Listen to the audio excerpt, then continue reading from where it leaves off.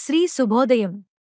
ఈరోజు ఏప్రిల్ 13, 2025 ఆదివారం మధ్యాహ్నం 3:30 గంటలకు జైపూర్లోని సవాయి మన్సింగ్ స్టేడియంలో జరగనున్న ఐపీఎల్ 27 మ్యాచ్లో రాజస్థాన్ రాయల్స్ మరియు రాయల్ ఛాలెంజర్స్ బెంగళూరు మధ్య ఆసక్తికరమైన పోరు జరగనుంది.